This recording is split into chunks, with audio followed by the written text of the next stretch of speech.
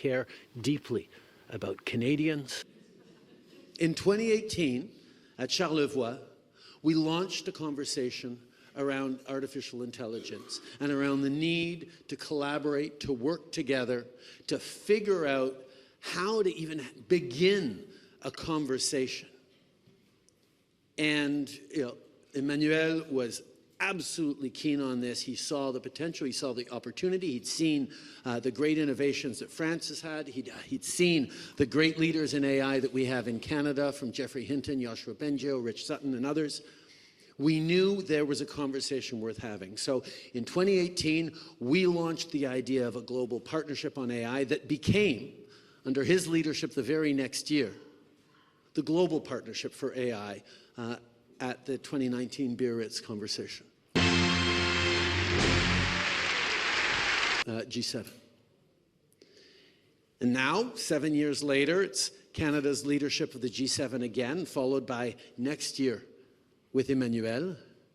And everybody is going to be having these conversations around AI, and that's a good thing. It's essential and it's important.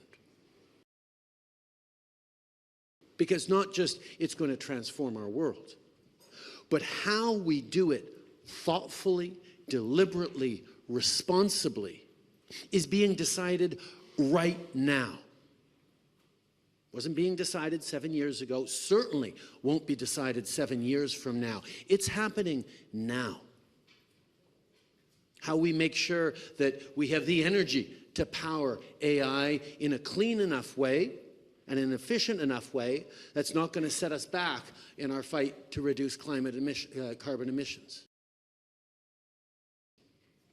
How we move forward in responsible AI that actually isn't used for evil, or to divide, or to cause misinformation and disinformation to further destabilize our democracies. It's so easy in this world to see fears, to see divisions.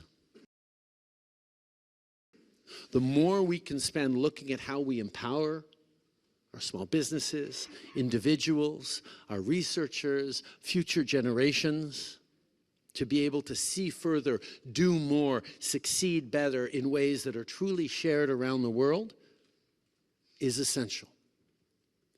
Artificial intelligence is going to have the kind of impact on our society that the development of electricity did.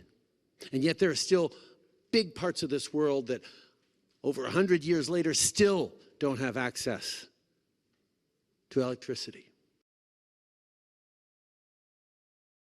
If we have a similar delay in terms of AI adoption around the world, the consequences will be even more catastrophic and more painful, not just for those who don't have access to it, but for the divisions and the conflicts that will result.